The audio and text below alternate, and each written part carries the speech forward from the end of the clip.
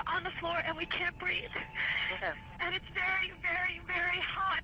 Okay. All I see is smoke. Please I'm going to die, aren't I? No. Say your... I'm going to die.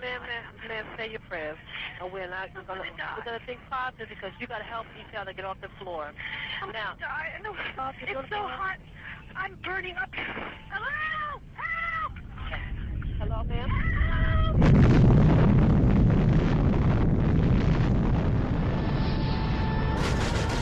Osama bin Laden is the world's most wanted terrorist. Many to praise the Bin Laden's terrorist organization, Al-Qaeda, the most feared terrorist and punish those responsible. wanted man in the world. Punish. It's a vast empire. I want justice. And there's an old poster out west, as I recall, that said wanted, dead or alive. If you go to the FBI website, they've got Osama bin Laden. And if you go to Osama bin Laden's webpage on the FBI Most Wanted Terrorist list, you find that he's been indicted for the 1998 attacks, but not for 9/11. And in fact, a number of journalists called up the FBI and said, well, look, why have you not connected bin Laden to 9/11? And they said, well, I'm afraid we just don't have the evidence.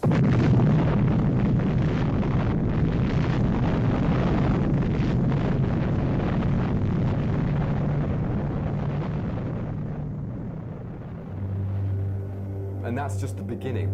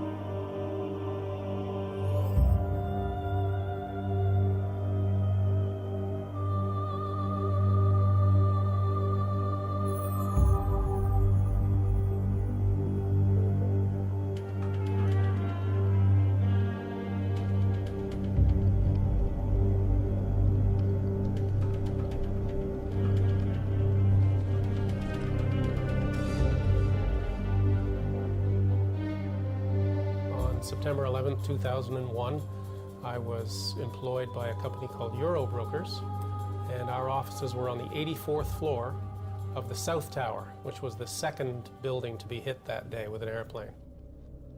And I was working away at my computer, and at 8:46 in the morning, there was this loud boom.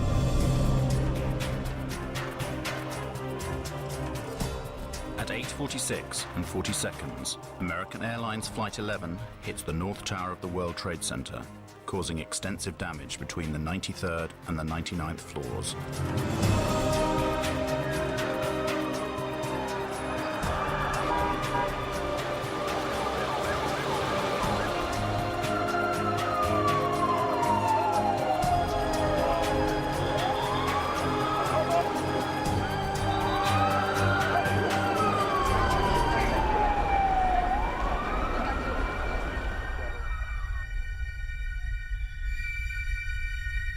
And the announcement from the Port Authority came, "Your attention please. Building 2, our building, Building 2 is secure. There is no need to evacuate Building 2. And 2 or 3 minutes later, I started talking with one fellow named Bobby Call. And Bobby told me that he had been down about 8 floors, 10 floors, heard the announcement, and had come back up. And as he was telling me this, boom, boom, this double explosion, and our building shook. At 9:03 a.m., United Airlines Flight 175 hits the South Tower.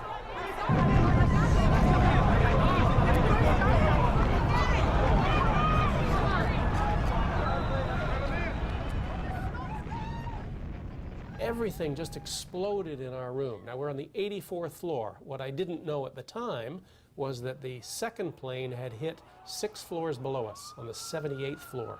So we're 6 floors above impact.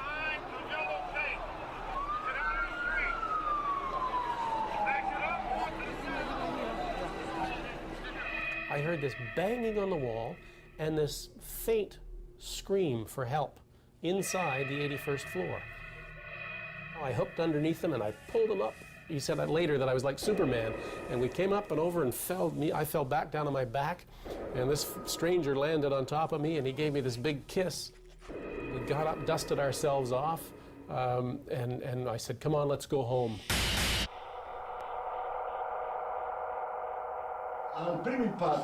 The 2 towers shake considerably with the first impact, but they immediately return to their original structural position. Why? Because they were specifically designed to do this in the event of a plane crash.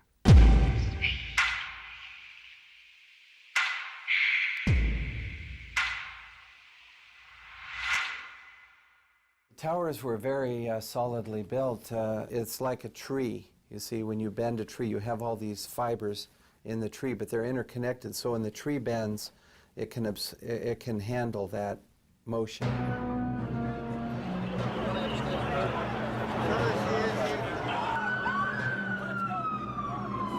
Nevertheless, 56 minutes after Flight 175 strikes the South Tower, it suddenly collapses in on itself.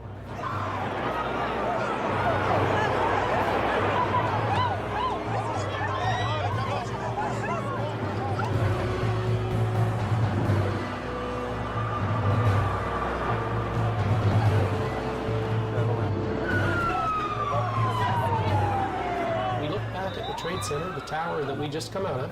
We started to see it, boom, boom, boom, boom, move.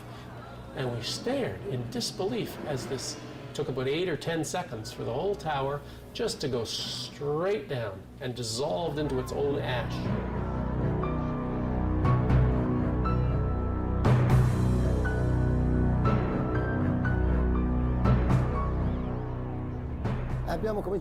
We started to go in, and all of a sudden there were people jumping from the towers. One jumped down and hit a fireman.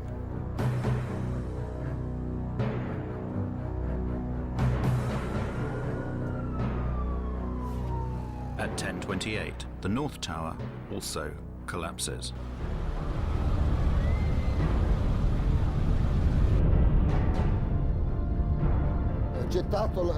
I threw away my oxygen mask to make me lighter. I started running because when I turned around, I saw the tower coming down. Then there was all this dust that got me. Do not hit anybody as you drive.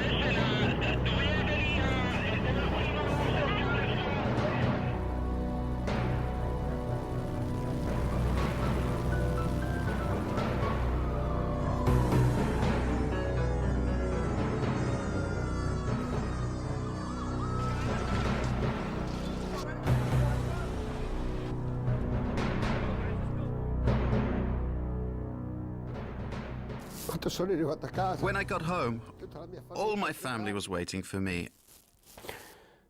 And I was lucky to come back to my family. All my friends, they never came back.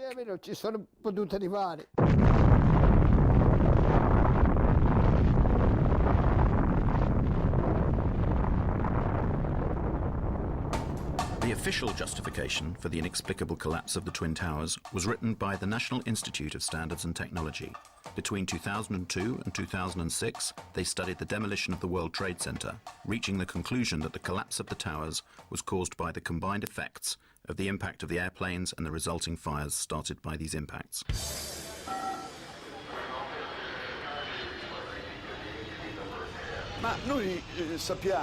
We have been told by the very people who designed and built these towers that they should have resisted the impact of more than one airplane.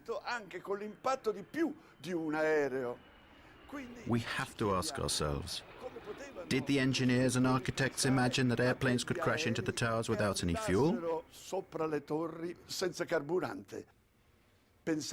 Perhaps they thought that the airplanes could get there by just blowing in the breeze.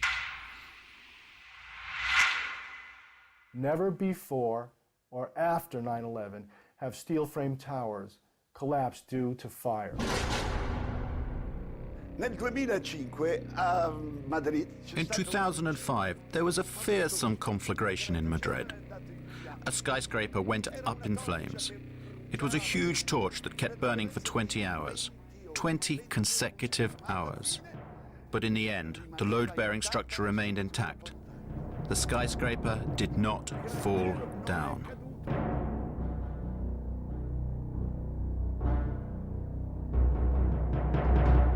Come ben potete vedere, As you can see, the building is enveloped in flames. This skyscraper was not yet complete. It was still under construction. Nevertheless, it remained standing. Una cosa che dovete notare è il colore delle fiamme. Something you should note is the white color of the flames. This means that there is a lot of oxygen burning.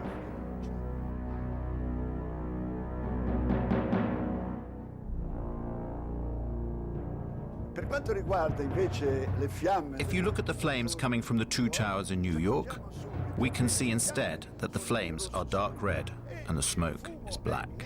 The fires that were burning in these towers was a dark gray, a heavy, almost black gray smoke coming off. This implies an oxygen-starved fire. ebbene, ciò nonostante, Nevertheless, 55 minutes later, the whole tower collapses.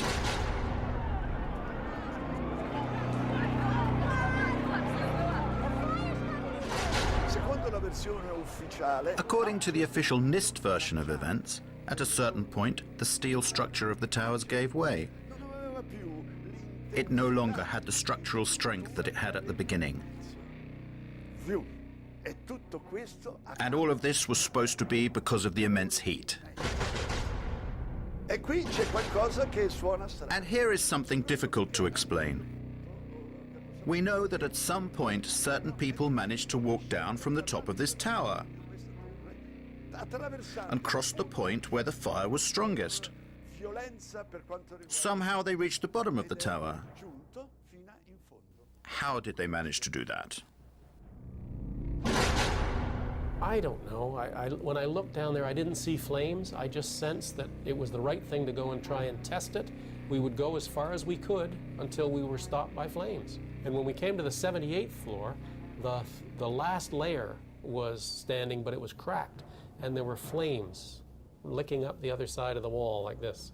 It wasn't a roaring inferno. I sensed that the flames were maybe starved for oxygen right there, you know, in the interior. We kept going, and we got onto the 74th floor. When we got down that far, normal conditions. The lights were on, fresh air coming up from below. So the temperature inside the building was not particularly high, as we can see from the presence of this woman who is standing at the precise point where the plane impacted.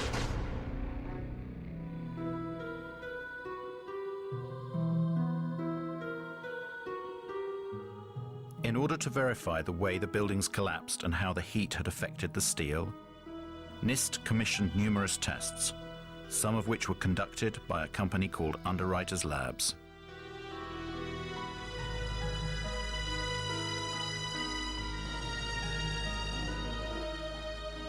And Kevin Ryan, he's the former employee from Underwriters Laboratories who challenged the NIST report and went public with it.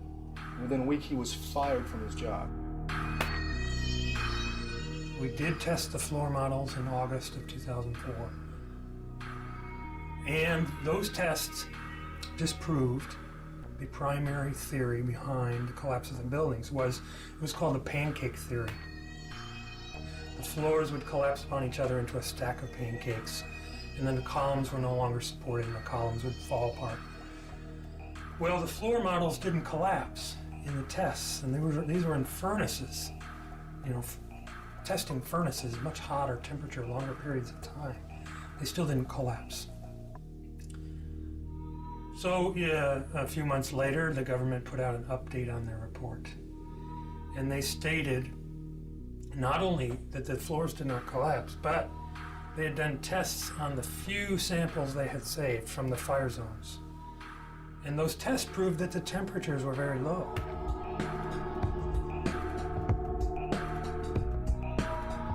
Temperatures were not hot enough to even soften steel. And yet, they're coming out with a summary statement that says that's what actually did happen, that the floors did collapse and the steel did soften.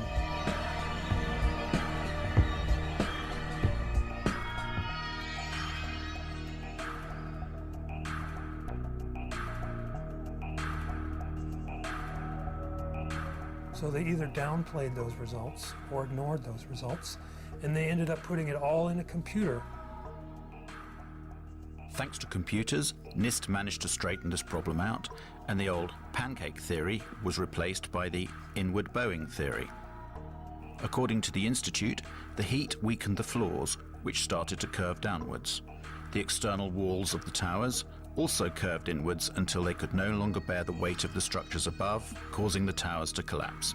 Their final theory is almost entirely computer-based.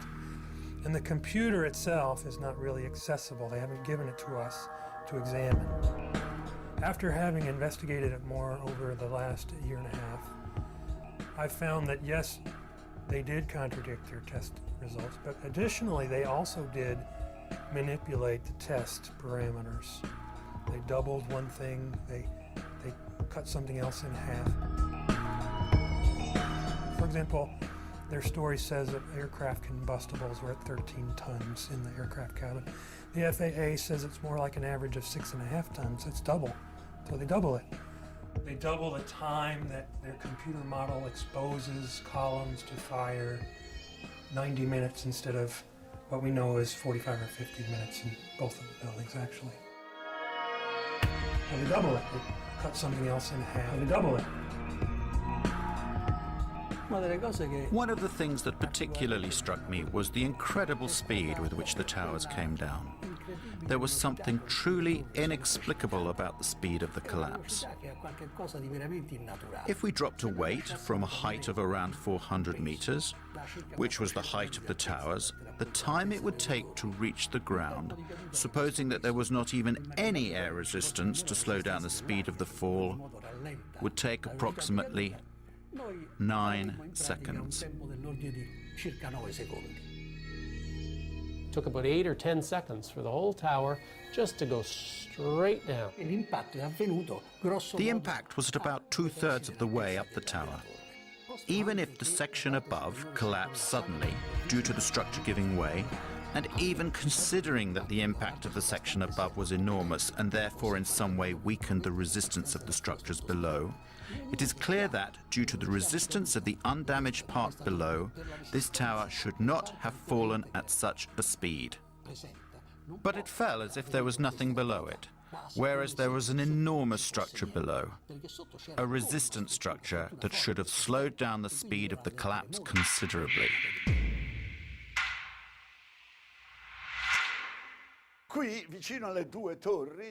Here, close to the two towers, there was another large tower, which was hit by the debris from the tower that collapsed.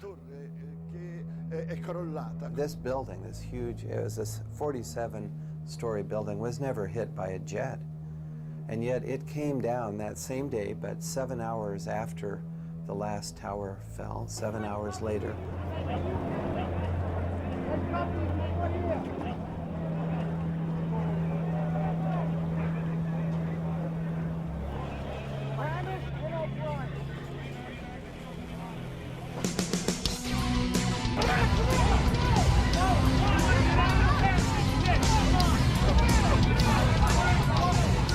Measure the time of fall. The fall is almost free fall speed.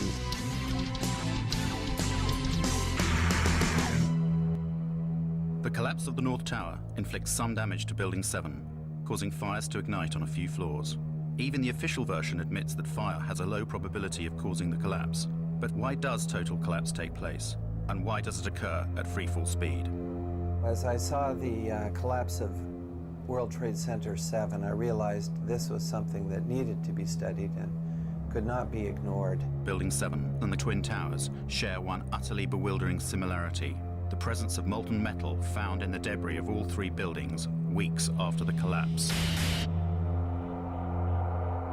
Is this molten metal that we have now studied at length that came from these buildings and existed then in pools underneath the rubble of all three skyscrapers, both towers and Building 7. A metallographic analysis was conducted by a specialized institute that examined the structure of a girder taken from ground zero. Quando sono state sfilate queste travi, la parte che era sotto le macerie pare. When these girders were extracted from under the rubble, it seems as if parts of them had melted. This is totally inexplicable because the temperatures reached by the fires could only have been 800 degrees at the most. To melt a steel girder, you have to reach temperatures of around 1600 degrees. How could this be?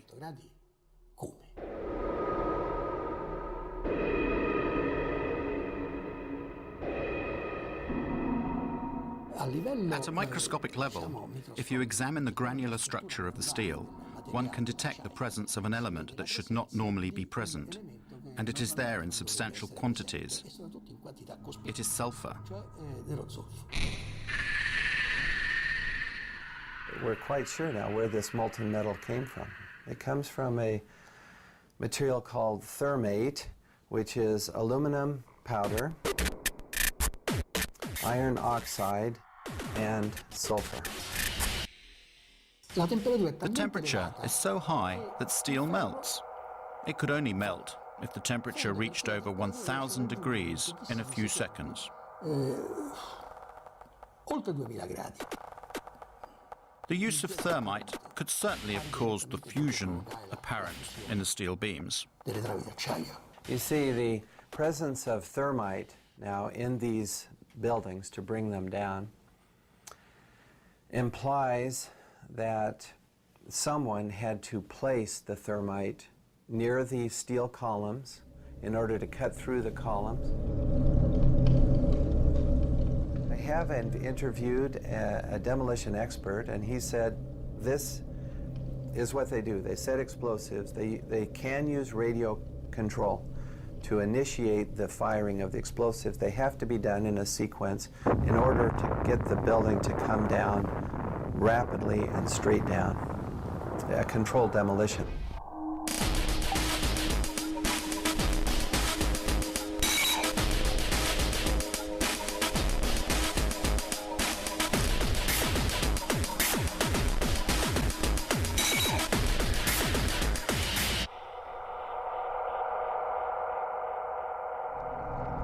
Scientists, we look at different hypotheses, different explanations, but then we have to look at all the data to see which explanation fits the best. You have to incorporate all the picture. Yes, you may take an isolated fact like the plume and say, well, perhaps that was a high air pressure that somehow blew a window out, but that will not account for the molten metal or the sulfidation or the molten pools. When the South Tower collapsed and blew into my apartment directly across from the World Trade Center, I saved the dust. I gave it to Stephen Jones. The dust that was provided by Mrs. McKinley is very interesting because it's like a snapshot of the residue being produced by the tower during its collapse. It's perfect. Now we look in the dust and we see metal droplets. And when I saw that, I thought, whoa. This is what I expect from thermite because I've done a number of thermite experiments and you get small metal drops being thrown out in all directions. And this is what we see in the dust now, these little metal drops. We also see barium. This is very interesting because barium nitrate and sulfur are part of the military patent on what is known as thermate. This is thermite with sulfur and barium nitrate added to make this material cut more rapidly through steel. Now, barium is a very toxic metal, so one would not ordinarily expect this to be present in the large concentrations that we see. So the fact that we see it in these and in the dust is a very strong indication to me that the military form of thermite that has been used. The turned out that literally dozens of firefighters and emergency medical workers had given testimony that they had heard 1, 2, 3, 7, 8, some said 10 explosions going off in the building. Some of the people in the buildings reported that they were banged around and knocked downstairs by explosions. Other people testified to seeing flashes, and many of them said, it looked just like on TV when we see them bring down buildings with explosions. We saw the flashes, we saw the demolition rings, we heard the sounds. I worked there for 20 years and I was a janitor, the person that cleaned all the floors. The building has 6 sub-levels of basement. The support companies for the cleaning of the World Trade Center were located on Big One.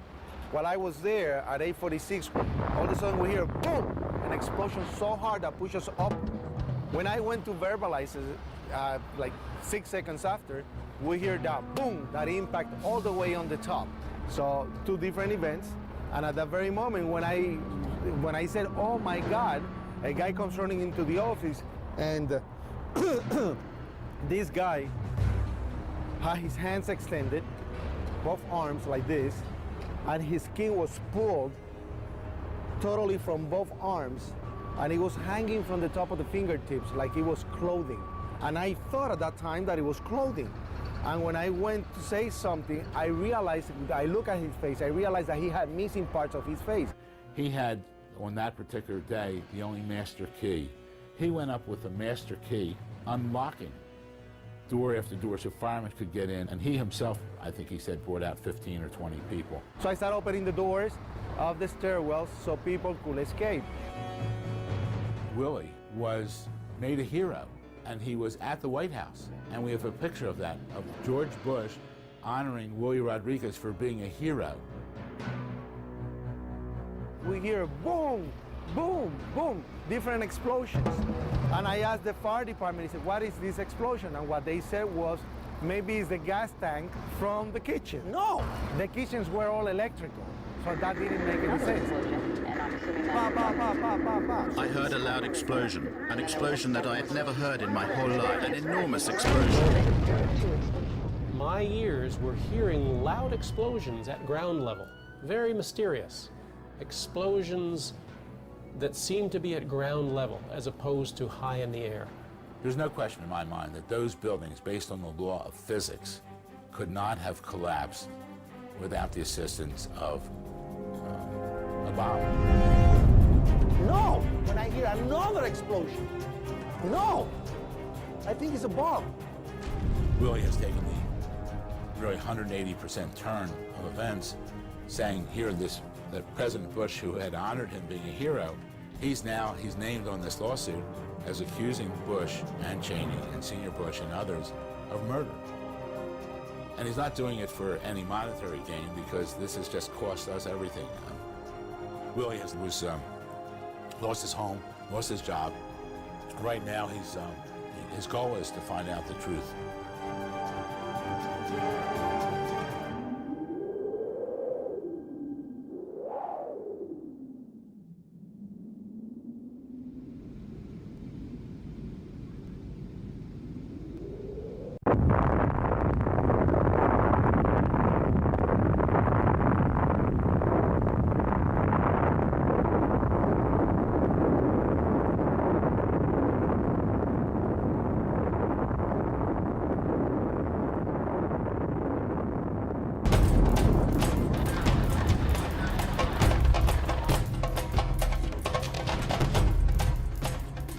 According to the official story of the 11th of September, at 9:37 a.m., American Airlines Flight 77 crashed into the Pentagon.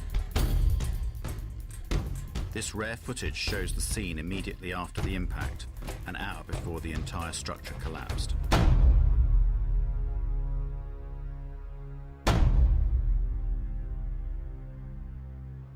As you can see, it is a rather unusual scene. One would reasonably expect to see something of this sort.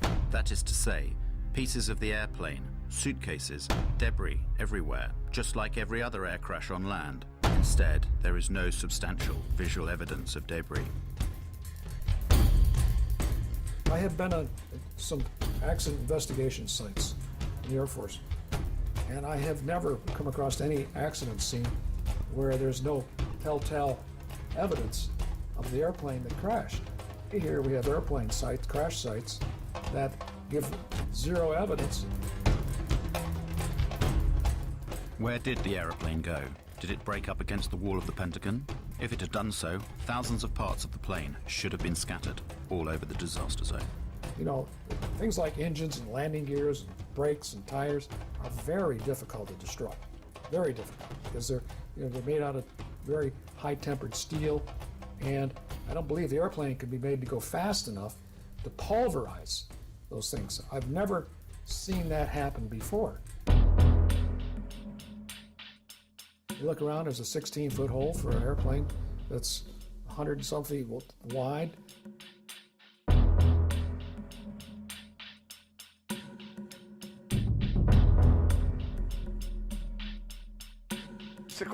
According to the official story, the American Airlines Boeing 757 disappeared inside this hole.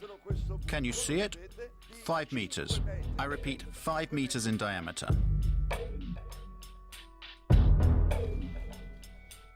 Let's make some calculations. A Boeing 757 is, including its wingspan of course, 38 meters wide. And including the rudder or the tail fin, it is 13.5 meters high.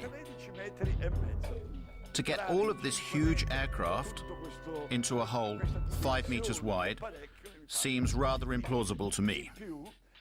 In this picture, we can see a row of windows on this side and another row on that side. They should have been smashed and destroyed by the wings, and instead they're intact. These windows aren't even broken.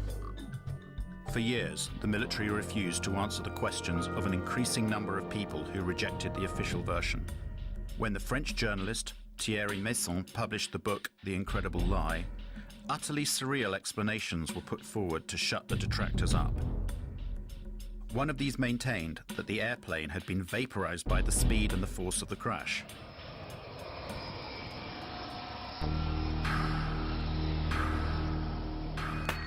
One very strange thing that doesn't make sense is the disappearance of various components of this Boeing. For example, the 2 engines. And what about the plane's wings? Where did they go? Had they been gasified? Instead, we are told the fuselage remained intact, and it smashed through the whole outer wall of the Pentagon and emerged through the other side, destroying a number of columns. Distruggendo delle colonne.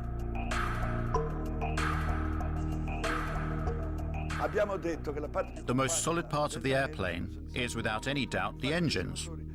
In fact, these engines are made of a titanium steel alloy. It is so tough that it doesn't even melt at 3,000 degrees centigrade. Well now, in this wall we should be able to see, if nothing else, the holes made by the 2 engines that smashed into it. No, there is no sign of them.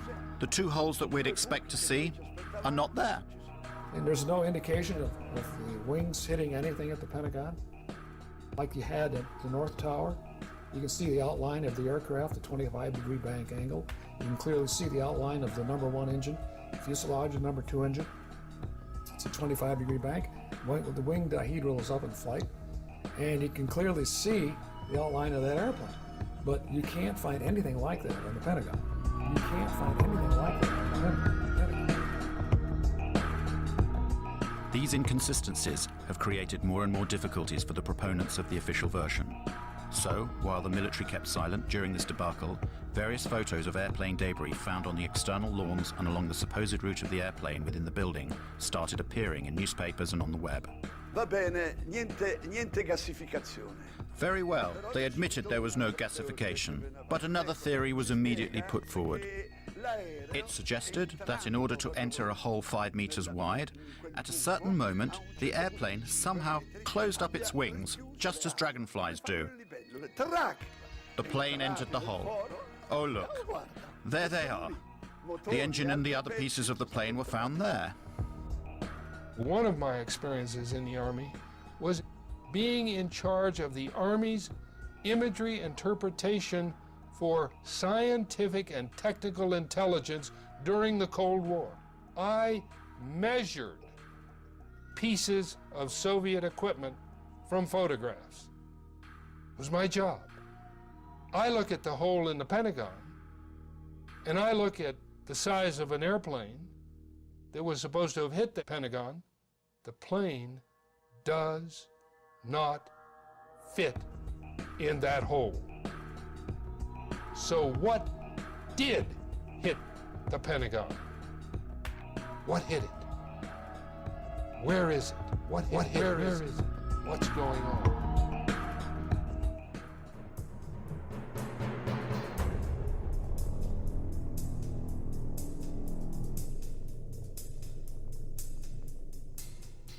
General Arnold, that very morning, immediately after that alleged impact, ordered one of his fighter pilots to fly over and down to the Pentagon to look and see what he saw and to report back to General Larry Arnold himself.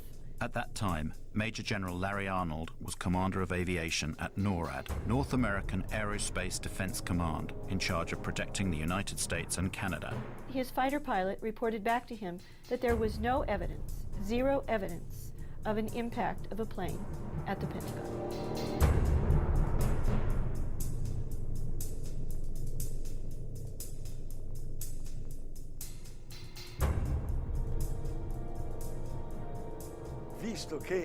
Since the Pentagon possessed 86 separate and complete video recordings of the incident, why didn't they show some whole portions of them to those people who had doubts about it?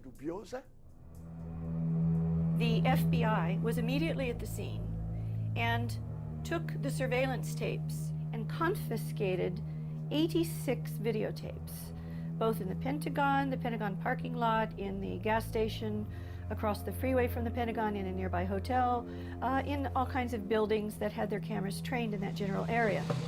For a long time, the military authorities refused to release the footage of Flight 77's impact.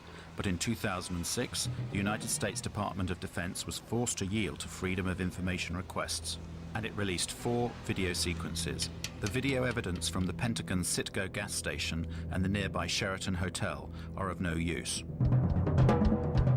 But 2 samples of video footage captured from the Pentagon's parking lot have been offered to the world as definitive proof of Flight 77's impact with the Pentagon. They're almost identical. Jet engines don't emit white smoke. You have some white smoke would come out of the aft end of whatever kind of vehicle. Quite frankly, there's not enough in those photographs to tell exactly what it was, but you can tell what it wasn't. And it didn't have the size as compared, if it was a real 757-200, it would be much bigger than the vehicle we do see in the picture.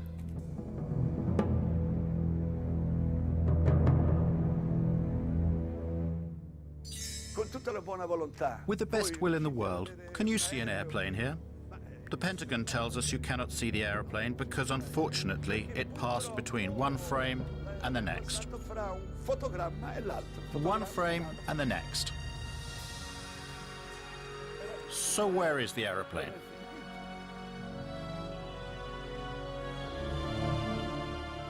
According to FBI agent Jacqueline Maguire, as you can see in this affidavit, only one camera took pictures of the scene, and those are the frames that we've already seen.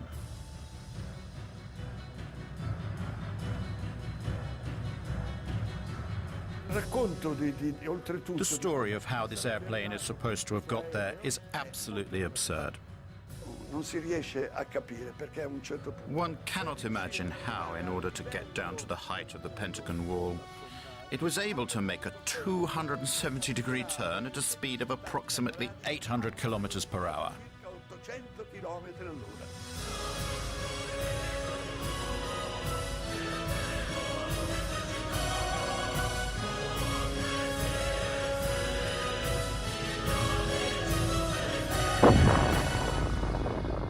That is a really difficult maneuver.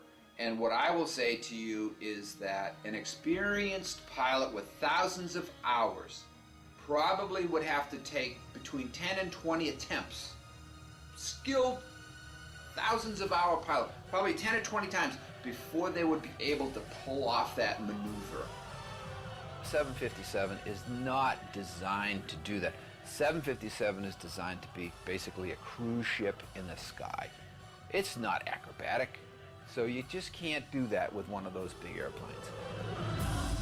The air traffic controllers at the Dulles Approach Control, when they saw this target come in and make this turn, they said, oh, that's a fighter.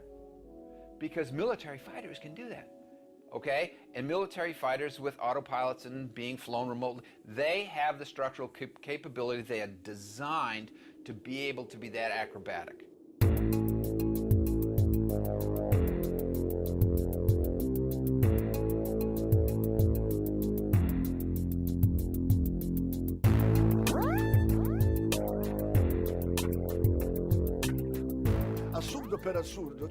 Absurdity of absurdities. There is also the height at which this aeroplane was flying to be explained. It is supposed to have followed the lie of the land at 6 meters from the ground for 1 kilometer, managing also to jump over a hill. Then it went over a roadway, and it finally got there without making any other turns because by now there was no more space.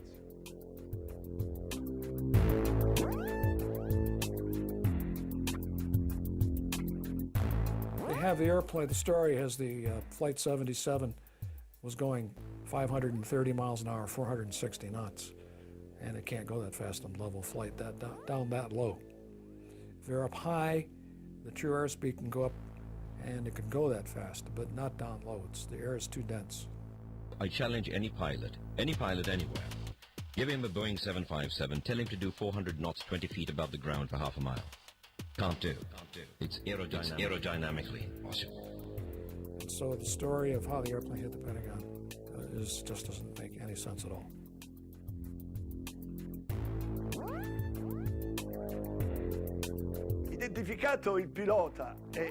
After Hani Hanjour, the plane's pilot, had been identified, his flight instructor declared that his student was not even able to fly a small single-engine aeroplane. These guys didn't have the experience to make that kind of maneuver, even if the airplane could fly that. The man could not fly at all. There's no way you could possibly come out of a 172 and fly a jet that you've never flown before. That's like showing me how to carve up a Christmas turkey and then say, go make a heart transplant.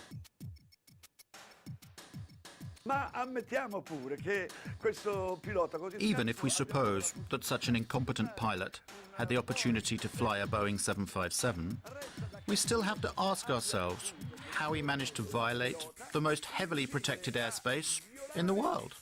Lo spazio aereo più protetto del mondo.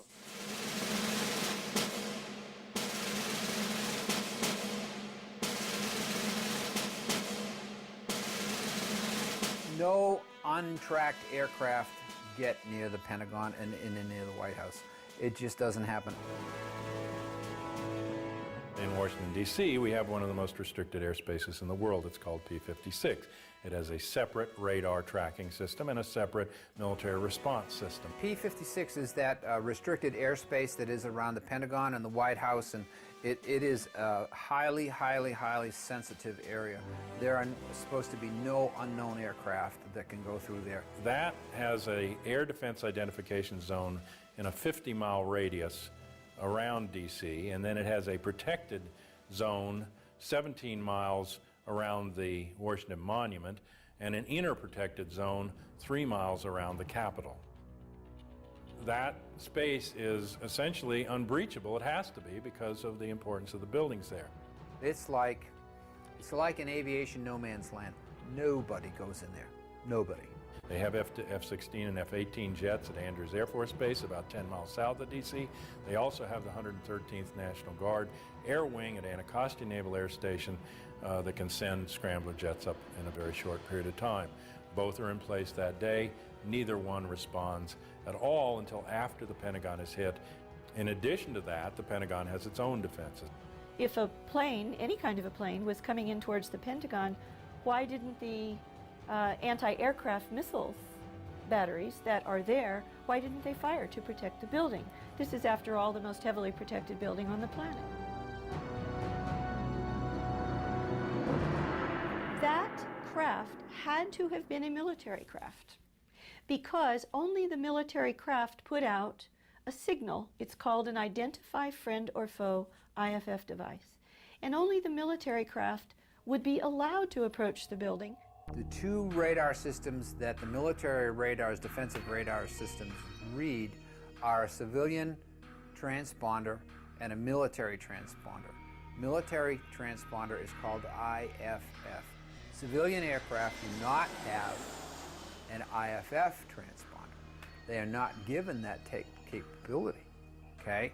So if there was a 757, American 757 that went into the Pentagon, for example, and it shut off its transponder, it didn't have a military IFF transponder on it. So it was a primary target. It's a primary target going into that airspace, should have been shot down. What I'm describing to you is a breakdown in standard operating procedure by FAA, NORAD, P-56, and the Pentagon, all on the same day, in the middle of, after 9/05, what was known nationally to be a terrorist attack. And it makes no sense. Nobody goes in there. This is, after all, the most heavily protected building on the planet. This doesn't make any sense at all.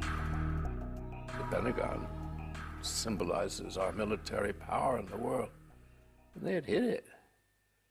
And to this day, nobody knows what they hit it with, whether it was an airplane or whether it was a missile. And our government will never tell us. So we just kept wait for the French to explain it. What hit it? What's going on? There is nobody anywhere at any point in this entire investigation that has said that is positively American 77. They suppose it, they presume it, they assume it, they say this is what we think it is. The controller, Daniel O'Brien, who saw the unidentified blip coming in from the west at a high rate of speed, had no way of knowing what it was, because the primary was a primary return only. The secondary radar, the transponder, was turned off. In order to identify a primary radar target, you have to have two-way communications between the pilot and the air traffic controller, and the pilot has to report over a certain geographical location, or you have to be able to tell the pilot in the airplane to make a series of turns. And then the radar controller can look at all of the primary targets on his or her radar scope and say, there's an aircraft, or there's a target that just executed the turns I told. Now I can positively identify the aircraft. That never occurred. It's huge. Now, if Flight 77 really did go off of the radar screen for 36 minutes, according to her testimony, then the airplane was no longer flying, or it was low enough that it was out of radar coverage. One of the two. So, was the airplane landed at some place, some remote field? Then it does make sense that they lost the airplane for 36 minutes. But other than that, there's very little explanation for that. In the light of what we've seen and heard, it seems that the official version of 9/11 is not sufficient. We want the facts to be explained to us, and above all, we want them to be properly investigated. Basically, we want someone to finally tell us the truth. The United States government spends $892 billion per year to defend its citizens and its territory. It is the best protected country in the world, as President Bush has said. Nevertheless, on the 11th of September, the heart of America was attacked from the sky, and 3,000 helpless American citizens were killed in their own cities. If I had been sitting on that committee, the congressional committee examining 9/11, the one question that they could not get the Air Force to answer correctly in NORAD was why the fighter planes did not go up automatically when the first planes were found to be hijacked. Anytime an airliner goes off course, or loses radio communication, or loses its transponder signal, anytime any one of those three things happen, the aircraft is supposed to be intercepted. On 9/11, all three of those things happened, and still there was no intercept.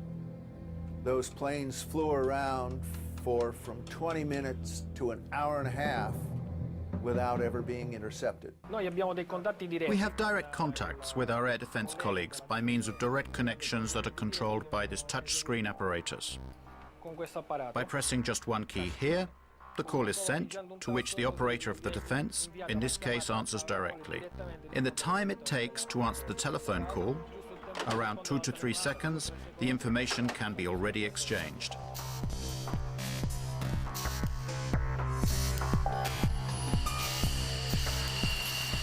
So why weren't the 4 hijacked planes intercepted and shot down? Military jets travel much faster than passenger aircraft. It would have been easy for them to catch up the jet planes before they crashed. This airplane can reach a maximum speed of Mach 2.05. This means it exceeds twice the sound barrier. This is approximately 2,400 kilometers per hour.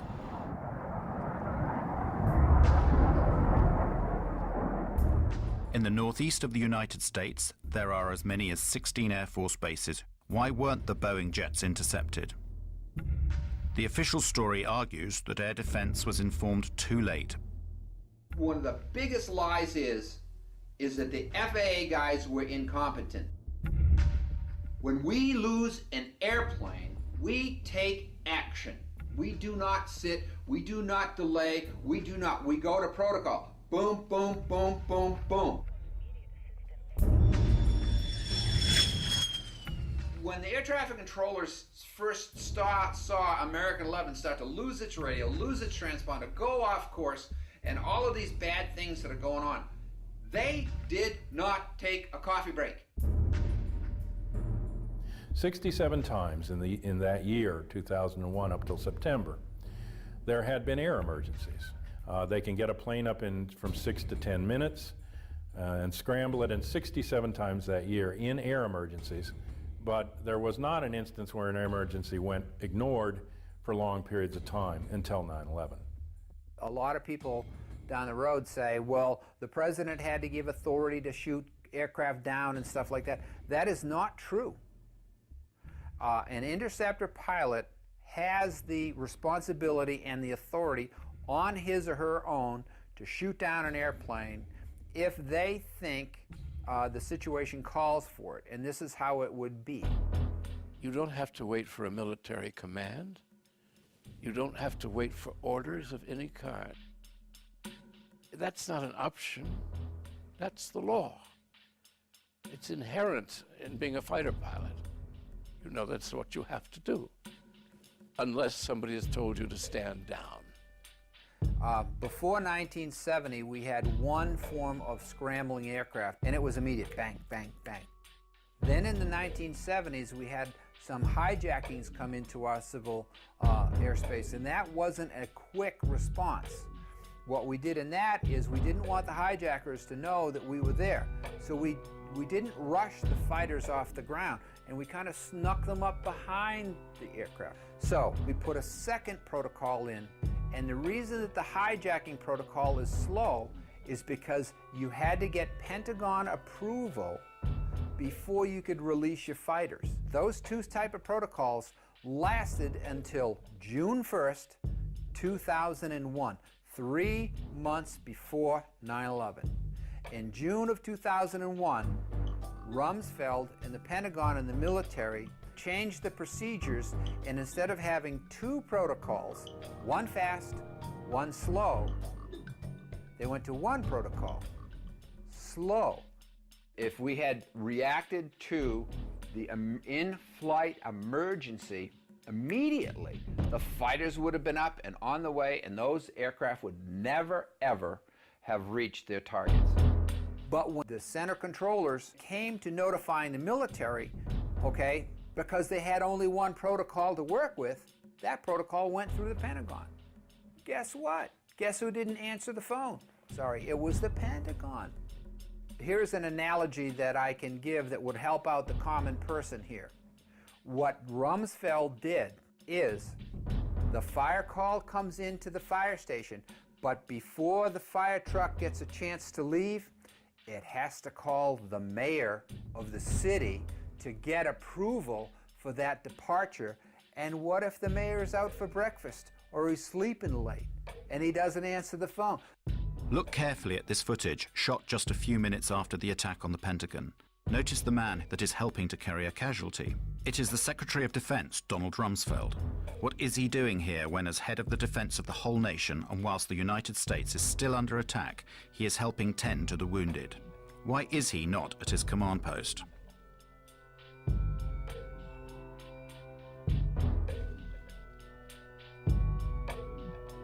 The phone calls went to the Pentagon. It went through the military, and the military was sitting there saying, oh, "Don't answer, don't answer that phone, whatever it might be."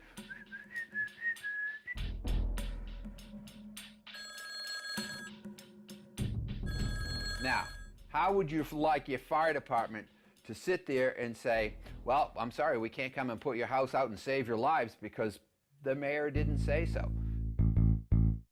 And on 9/12, they changed the protocols again back to the first protocol, which was the fast scrambles, and that's what it is today. So the way that Rumsfeld's Pentagon managed this whole thing is they switched gears, okay? They switched out of having two fast and slow into slow, okay? And then said, oh, we're bad, 9/12, let's go fast again.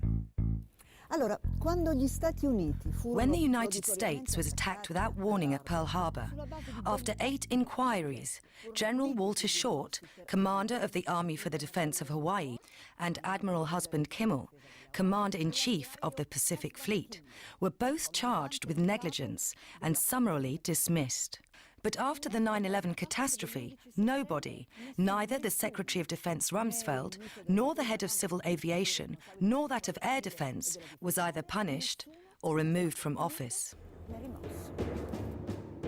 On September 10th, Brigadier General W. Montague Winfield asked Junior Officer Captain Charles Leidig to temporarily replace him as Director of Operations at the Pentagon Command Center from 8:30 a.m. on September 11th. Later that day, after Flight 93 was reported crashed, Winfield resumed control.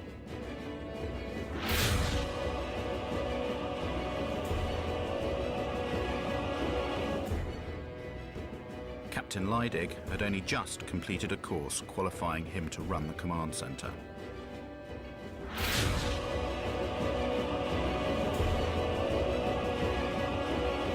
On September the 11th, Brigadier General David F. Worley Jr.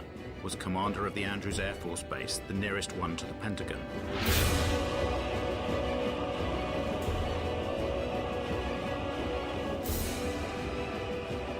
On September the 11th, Richard B. Myers, Vice Chairman of the Joint Chiefs of Staff, in the absence of Chairman Shelton, was the temporary head of all U.S. Armed Forces.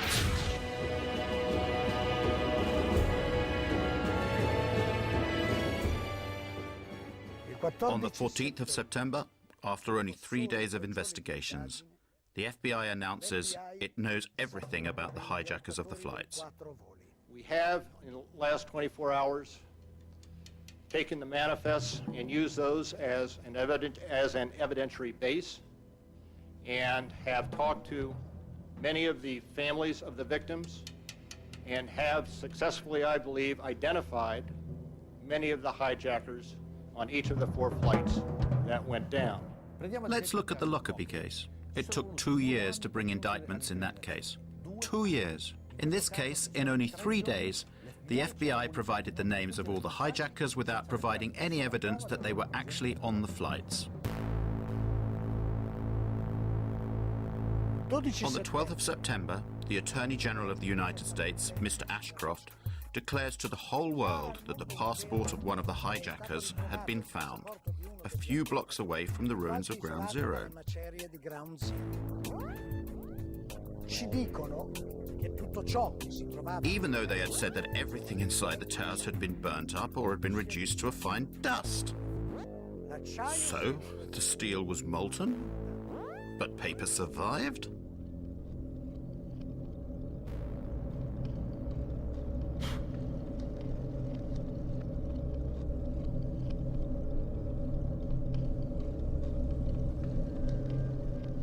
Ma chi erano realmente? Who were these hijackers? The official story states that 15 out of the 19 came from Saudi Arabia, Venivano dall'Arabia Saudita. Che si erano that they were trained in Afghanistan, and that they were Islamic fundamentalists, fanatical Muslims. dei musulmani fanatici.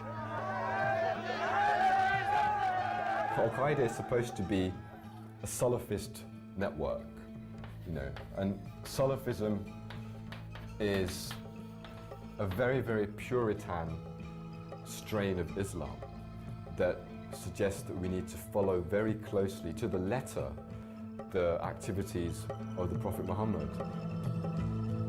So, were these people Islamic fundamentalists? The evidence would suggest no.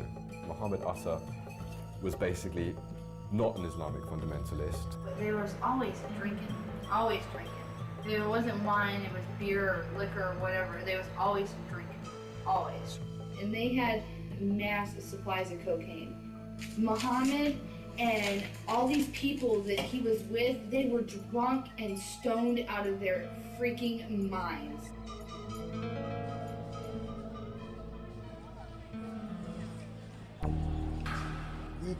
The identikits of the hijackers supplied by the FBI are truly bizarre. Each identikit corresponds to a number of persons. These persons are very different. They have different attitudes and different biographies. Biografie diverse. Stanno in luoghi diversi. They live in different places, sometimes at the same moment. When you speak of Mohammed Atta, what Mohammed Atta? Is it the Mohammed Atta who was in Hamburg, Germany, being run by German intelligence? Is it that Mohammed Atta? Is it the Mohammed Atta who appears in Venice, Florida, which is a major locus for the National Security Agency, who's supposedly training at a little flight school for a little single and dual engine Cessna aircraft, and who's rooming with a man named Charlie Voss, who was a CIA pilot who ran guns into Nicaragua and cocaine out for the Central Intelligence Agency? Is it that Mohammed Atta? Is it the Mohammed Atta who spoke to his father on the 12th of September, as Newsweek reported, in an interview with his father in Cairo? Is it that Mohammed Atta? Is it the Mohammed Atta who appears in a bar called Shuckham's Bar in Hollywood, Florida, doing lines of cocaine and drunk on Stolichnaya vodka, and who, when asked to pay his bill, says, I work for United States Airlines, you think I can't pay my bill? And then he says, fuck God. This is not the behavior of an Islamic fanatic who is about to commit a suicide martyrdom operation. Prima che l'Atta che risiede ad Amburgo in Germania, secondo According to the official version, before Atta, who lived in Hamburg, Germany, moved to the United States, his American namesake was visiting an office of the Department of Agriculture, where he spoke to an employee to request a loan of $650,000. With this loan, he wanted to rent a small aeroplane and attach a large tank of chemicals to it. Upon the refusal of the woman to give him the loan, he began to threaten her, saying he would cut her throat. Then he told her he was an American Airlines pilot. He threw a bundle of banknotes onto the desk and asked for information about the security systems of the Twin Towers. He even tried to buy a poster of the Pentagon that was on the wall of the office. And then he finally went away. Well now, Is this the typical behavior of a member of a secret sleeper cell? Isn't it more like the behavior of someone who is trying to be remembered? This is not the behavior of an Islamic fanatic who is about to commit a suicide. Secondo la versione ufficiale, The official version states that Al-Omari and Atta leave Florida heading for Boston.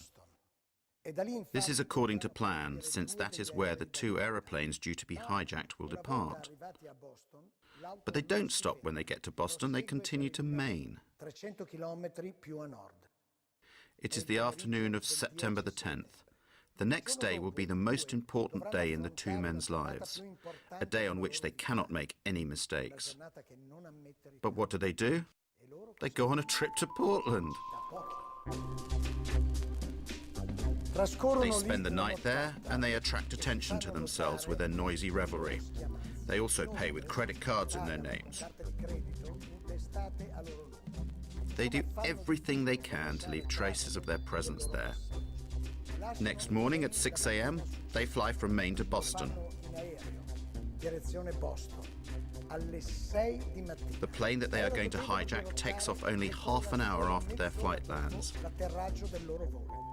This is a very tight time window, potentially putting the whole plan in jeopardy.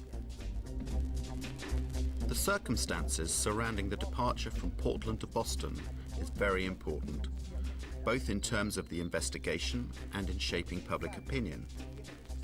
It is there that the airport's CCTV cameras record the video in which we see the faces of Atta and Al-Omari. This video has been shown hundreds of times on television as evidence of the two terrorists boarding the aeroplane they are about to hijack. It's not true. That video shows them embarking at Portland. There is no evidence of the presence of these hijackers. It is simply something that the FBI tells us, without any proof. There is no proof.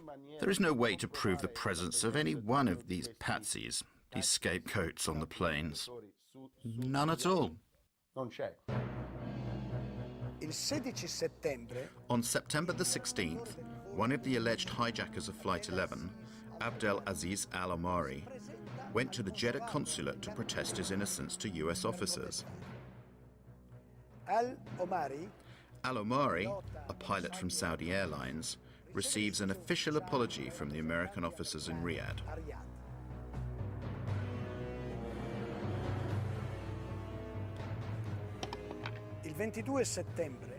Then, on the 22nd of September, Walid al-Shahiri announces he is still alive. He too is supposed to have hijacked Flight 11. From his house in Casablanca, Morocco, the impertinent al-Shahiri declares his innocence. The following day, the 23rd of September, the Daily Telegraph publishes the protestations of innocence of Saeed al-Ghamdi and Ahmed al-Nami, both of them still alive and well, and pilots for Saudi Arabian Airlines.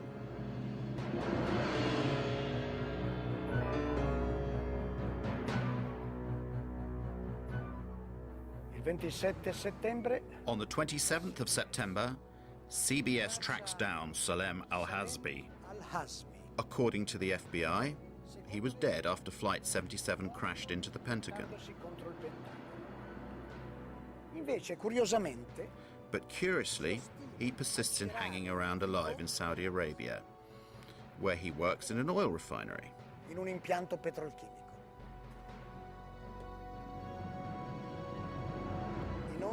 Have the names of Al-Omari, al-Shahiri, al-Ghamdi, al-Nami, and al-Hazmi been deleted from the list of the hijackers, with many apologies? No. 6 years later, these 19 people are accused as being the sole perpetrators of the terror attack.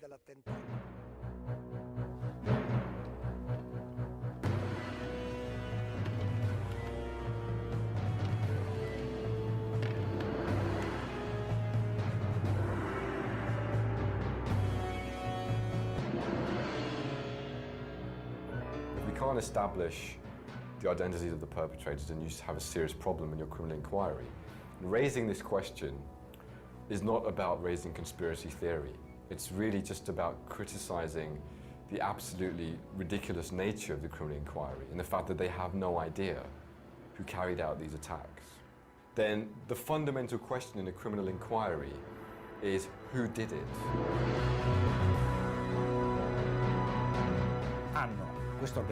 They have this evil organization. They have the leader of this evil organization, bin Laden. They have a secret network in the caves of Afghanistan. It could be the screenplay of a James Bond movie. The first bin Laden videotape that was leaked and that was used by the media to suggest that Osama bin Laden has claimed responsibility. This was a very problematic videotape. There was an analysis that found that it was completely fraudulent. There were a number of issues. There were basic issues such as, for example, Osama bin Laden was wearing a gold ring. Now, in Islamic fiqh, Islamic law, a man is not allowed to wear gold. So why is the head of one of the most militant Salafist movements wearing a gold ring? Doesn't make sense. The video in question, that was found in Afghanistan in very doubtful circumstances by American soldiers in a house that was supposed to have been abandoned by Al-Qaeda, has been questioned for various reasons. For example, a German TV network gave an alternative translation. It is completely different from the one given by the American investigators. They are not apparently claiming a role in the 11th of September attacks, but they are simply talking about what happened on September the 11th. Many of the other videos of Osama bin Laden have in fact a person speaking and an audio track that does not correspond, or that corresponds very little, to what his lips are actually saying.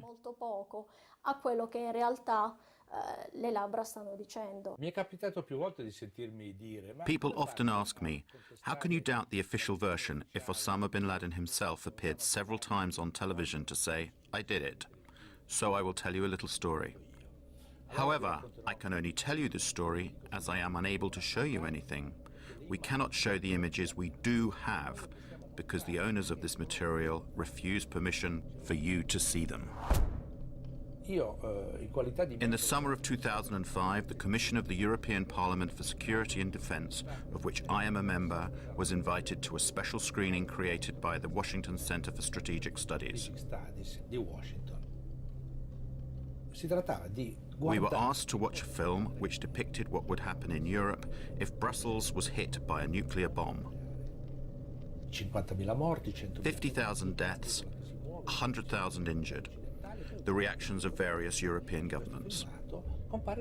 Suddenly, footage of Osama bin Laden claiming responsibility for a nuclear attack on NATO headquarters comes on screen.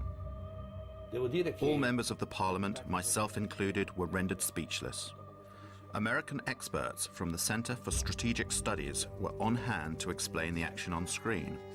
Then a parliamentarian finally said, "Today, we were shown a convincing demonstration of how Osama bin Laden's image can be completely manipulated." Many survivors of bin Laden's terrorist organization, Al-Qaeda. All the Osamas we have seen over the years may never have existed, just as a nuclear attack on NATO headquarters in Brussels has never taken place. Now they're denying us use of these images. No matter, we will go on without them. But people, have a look yourselves. This is an Osama bin Laden from the 7th of September of 2007. Compare him with the other Osamas we have seen in the last few years. Do you believe it is possible that he is getting younger over time? Do you believe it is possible that his beard is darker than before? Do you believe it possible that his nose has grown? We don't need analysis. A child can understand that they are two different people, but these people are being introduced to us as if they were the same person. And this story has been told to us now for over 6 years.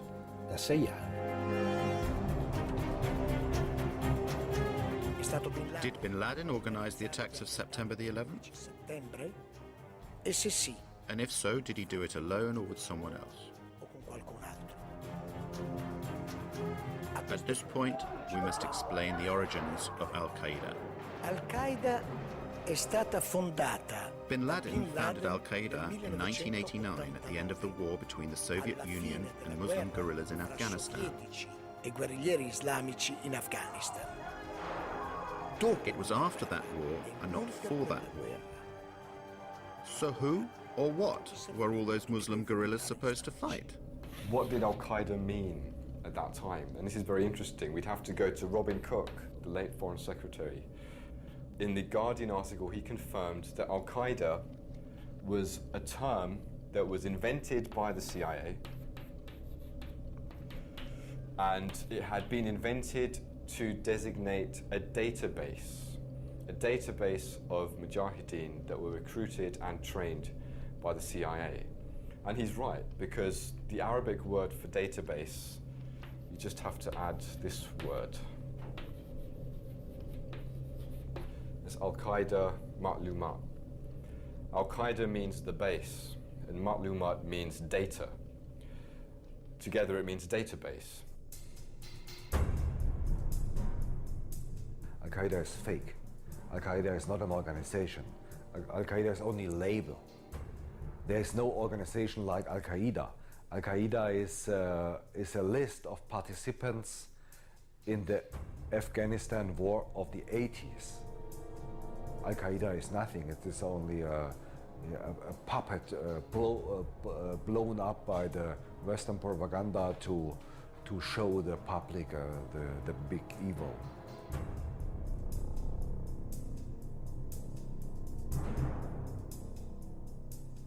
I was chief of the visa section at the American Consulate General in Jeddah between September 1987 and March 1989.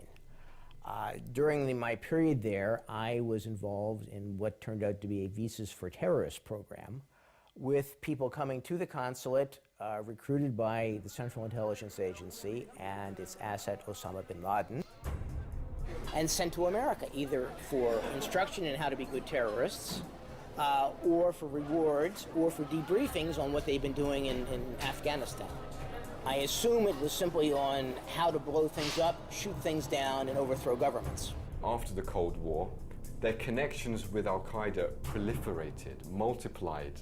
Al-Qaeda is being controlled in various ways, directly and indirectly.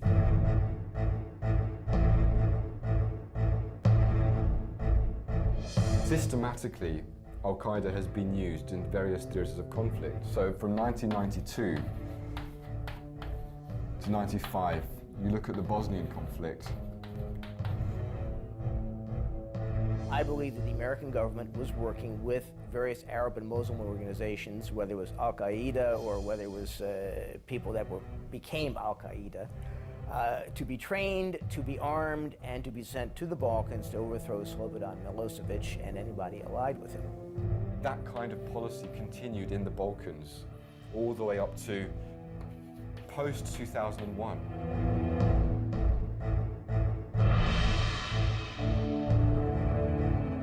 American Secret Services, who only delivered weapons during the war, after the war also engaged the jobless mujahideen on their own payroll. That is a proven fact. There are a lot of testimonies of mujahideen before German courts. They were hired by subcontractors of the Pentagon, namely the private contractor MPRI, Military Professional Resources Incorporated.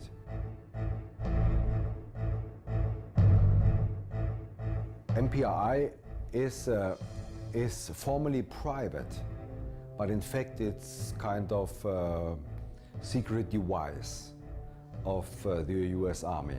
They have more 4-star general under contract than the Pentagon itself. If the Pentagon wants to do some dirty job and thinks they cannot get the money and they cannot get the approval of the US Congress, they give the job to this private company. At the beginning of summer 1999, MPRI brought this Bosnian mujahideen back to the Balkans, especially into Kosovo, to help the Kosovo terrorist army KLA. They engaged them, they paid them monthly. A lot of Bosnian Mujahideen were involved in the big terrorist attacks of the last 5 years. So, speaking about 9/11, 5 of 7 Arabs in the center of the 9/11 plot were former Mujahideen fighters in Bosnia. 5 of 7. Nobody speaks about it. What is required for you to get a visa approved to enter the United States? The type of information you have to supply is extremely detailed. But a high-ranking official in the US consulate of Jeddah, Michael Springman, revealed the fact that in that office, many CIA agents were working undercover and that the office was issuing too many visas far too easily to some very suspicious people. I was told by a really good contact, a businessman outside the American consulate, that if I had sent one word to the State Department inspection team investigating what was going on in the consulate, I would be fired summarily. Well, that office in Jeddah issued many of the 15 visas that were used by the hijackers to enter the United States. None of the 15 applications conformed to US visa regulations. For example, under the heading Destination, many of them wrote Hotel, New York or California, and in one case, just no. And so, it was common practice to help the terrorists of Al-Qaeda to enter the United States. They came to be trained, and this went on for years and years. The same thing happened with the hijackers of September the 11th. The terrorists, 6 of the terrorists, including Mohammed Atta, trained at U.S. military facilities. Okay? Mohammed Atta went to International Officers School at Maxwell Air Force Base. Maxwell Air Force Base in Alabama, Brooks Air Force Base in Texas. Their contact address, the Pensacola Naval Station in Florida, the Defense Language Institute of the Defense Intelligence Agency in Monterey, California. The hands of intelligence are all over these people. So, to sum up, the main hijackers trained and fought in ex-Yugoslavia, where they were paid by a company of mercenaries that was connected to the Pentagon. Thanks to the CIA, they got entry visas to the United States. Once they were in America, they did everything they could to be recognized and to attract attention to themselves, since they were sure of their impunity. They trained in American military bases and went to flight schools, although they didn't learn to fly.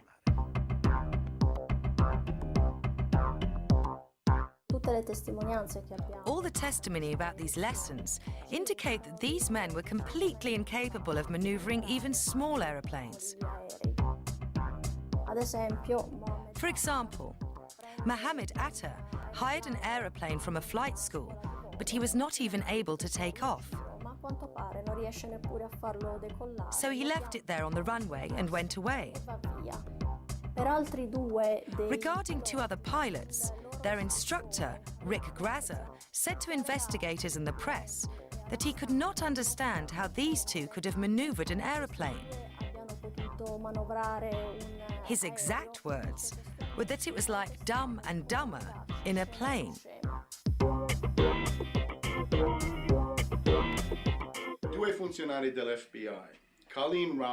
Two FBI agents, Colleen Rowley in Minneapolis in the state of Minnesota, and another who was in Phoenix in Arizona, sent messages to the FBI's headquarters in Washington, saying, more or less, watch out. There are many Arabs here who have enrolled in flight schools. The first person in the flight school that called the FBI took a big risk, because at the time what he was doing was reporting about a customer, a paying customer. And those flight schools depended upon, to a certain extent, foreign pilots. And so now he's reporting about a paying customer. You know, this person is very suspicious. A list of facts that pointed to Moussaoui being a terrorist. He wanted to learn to fly but not take off and land. I have never seen such a unusual person seeking flight instruction.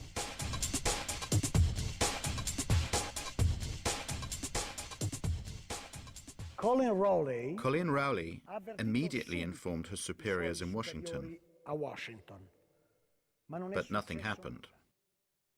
Their investigations were obstructed. There were no warning signs that I'm aware of that would indicate this type of operation in the country.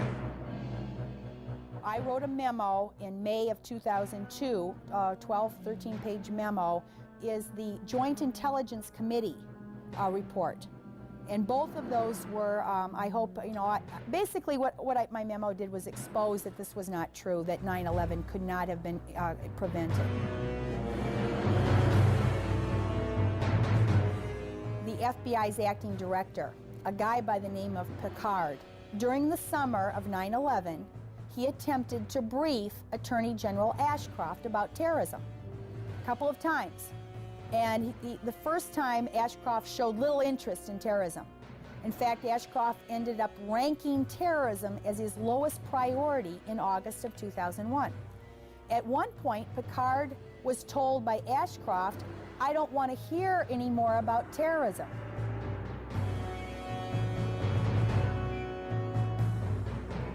After September 11, 2001, when I heard about the planes crashing into the World Trade Towers and into the Pentagon, I said, geez, these were the same people, according to the Los Angeles Times, who had gotten their visas from the American Consulate General at Jeddah. I called the Federal Bureau of Investigation and tell them essentially the basics of the Visas for Terrorists program. I did this. I called and I called and I called. I was passed from one office of the FBI to another and ended up at the Washington field office, and someone there said, "We'll get back to you."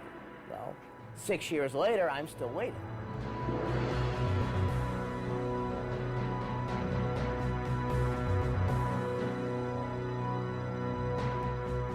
We received these audio tapes that were obtained 3 months before September 11, 2001, from a different field office, Iranian informant who'd been on FBI's payroll for 10 years, since about 1991, 1992, in April 2001.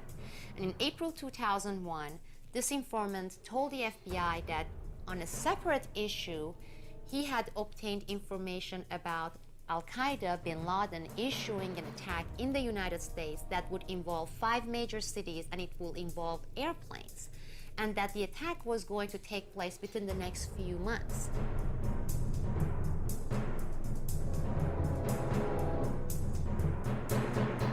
They took the information, they found it important, they filled out forms, they came back to the headquarters, and then they filed it. They gave it to the superiors, right? Nothing happened. 2 months later, they met with the same informant again. And the informant asked, he said, "Did you do something with that information I gave you, because it came from really reliable sources?"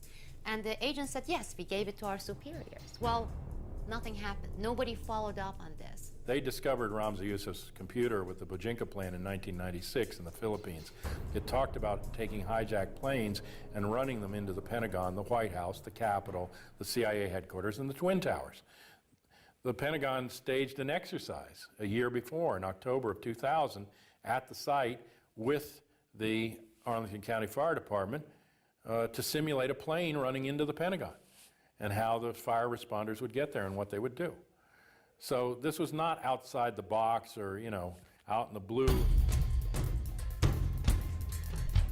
They not only expected it, they prepared for it.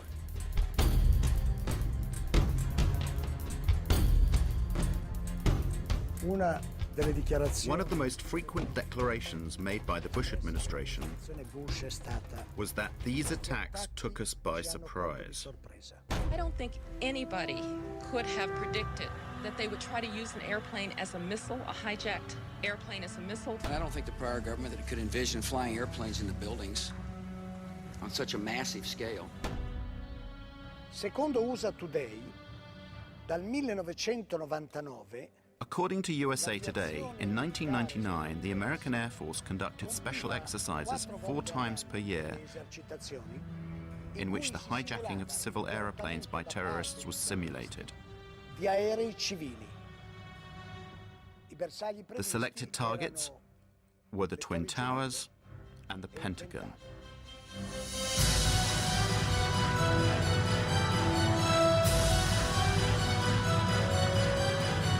I don't think anybody I don't think the prior government that could envision flying airplanes in the buildings. could have predicted. I don't think the prior government that could envision flying airplanes in the buildings.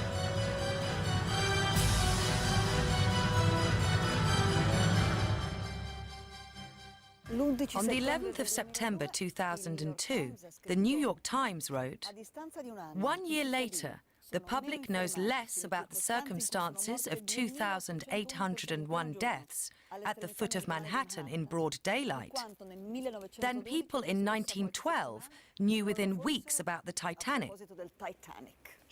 5 years after that article, what happened that day is still a mystery.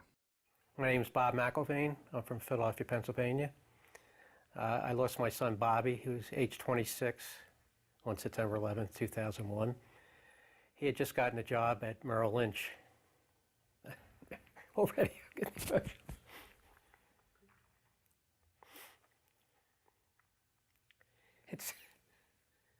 it always hits you blind. And don't worry, I'll get over it. But I mean, anytime you just mention that day, it's like the pain just comes shooting up. And of course, when you keep doing this, it just, you think it gets better, but it just never gets better. I risultati della commissione d'inchiesta. The conclusions that the 9/11 Commission came to have been very disappointing. A lot of evidence has been ignored. Many witnesses were not called to testify. The final report glosses over a great many key issues. A few days before 9/11, Mohammed Atta received a huge sum of money, about $100,000, money which was delivered by a Pakistani Secret Service officer. And the big scandal is that the 9/11 Commission of the US Congress never interrogated this man and never tried to bring light into the story of this 100,000. While everybody was doing testimony televised to the whole nation, mine was behind closed door. Now, why would they want that behind closed door? That didn't make any sense. Anyway, I told them exactly the same argument that we have here, that we heard explosions, that people were burned, prior the building getting hit by the plane, that these people were alive and they were available to be interrogated. And wow, what a surprise. The final report comes out. They didn't even mention my name, doesn't appear anywhere. They didn't call, not even once, any of the witnesses that we gave them. So you have 17 firefighters, you have 22 survivors, and they didn't call not even one of them. Specifically me as a parent, I have an obligation to find out who murdered my son. The commission gave me nothing. 9/11 Commission was not an investigation. Remember, the entire bin Laden family was on one of the planes later. They'd been collected from all over the United States, and they were whisked out of the country with the speed of light while the Pentagon was still burning. So they asked Mueller, who authorized these people to leave the country? Well, someone in the State Department. Well, can you tell us who? He said, well, I don't recall. I don't recall. Another instance, General Myers. This is later on in the commission.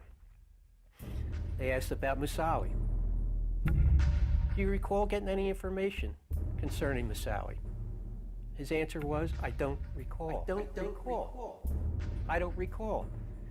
Ashcroft, Attorney General. Picard was the FBI head during the summer. He had testified that they had all these warnings 71 different warnings about something happening this summer. And Ashcroft sat there and lied. So I didn't know these things. I didn't know these warnings. We were paying attention to terrorism. No warning signs that I'm aware of. Anybody And I don't think the could prior have government could predicted. envision flying airplanes into buildings. These people lied, and our government protected them. It was obvious they were lying. These people that people were testifying should have gone. Mueller should be in jail. Ashcroft should be in jail. Condoleezza Rice should be in jail. I don't think anybody warning signs could I'm have aware of. predicted that they would try to use Airplanes into buildings. Punish. Osama bin Laden is the world's And punish those responsible. They have this evil organization. They have the leader, bin Laden. Punish. Dead or alive. They have a secret network in the caves of Afghanistan. Tonight, the United States of America makes the following demands on the Taliban. Deliver to United States authorities all the leaders of Al-Qaeda who hide in your land.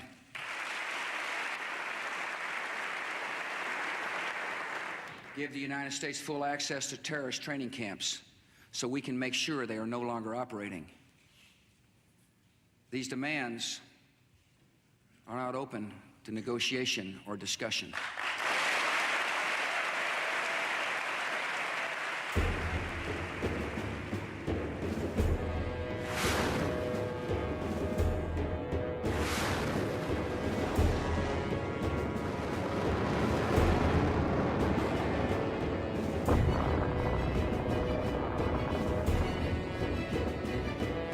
Obviously, they will never catch bin Laden, because then everybody will think the war on terror is over.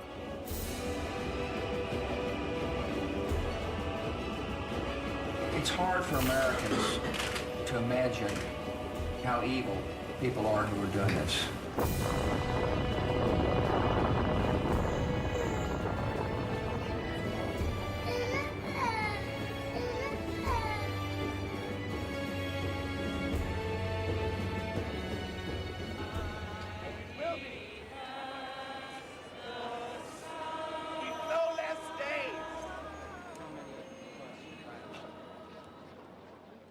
I'm not a conspiracy theorist.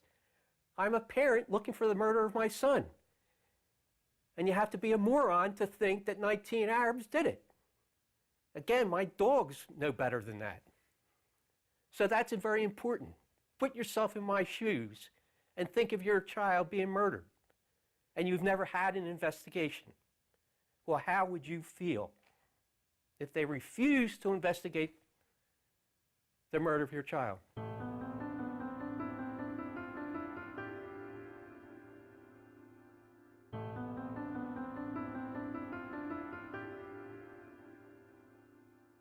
Sono stata a casa fino alle 3 di mattina. I was at home until 3 in the morning. Then I got up because I couldn't sleep. I went back there, down there, to try to find someone. Could a fireman or a policeman still be trapped down there? I wanted to find him, even if he was... or a person who worked there, only to give myself a bit of satisfaction.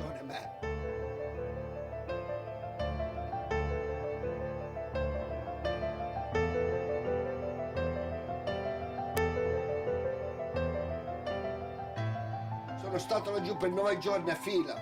I was down there searching for 9 days, but I didn't find anyone alive. I went down there for nearly a year and a half.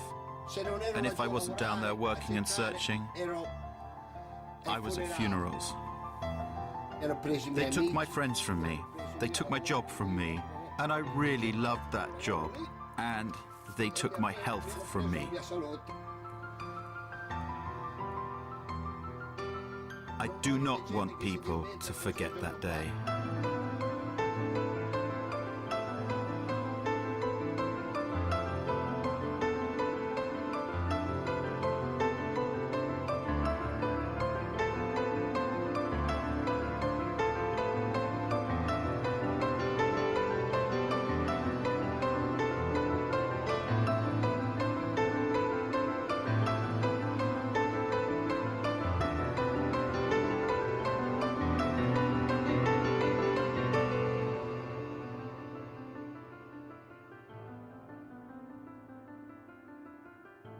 And the story has to be told.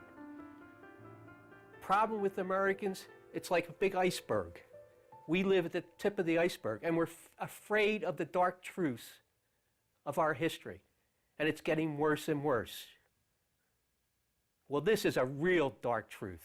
It will pull the whole iceberg down, but then hopefully it'll rise back up. But we have to learn the truth, or this country isn't worth anything. All that history is lame, and the people should be ashamed of themselves for not seeking the truth.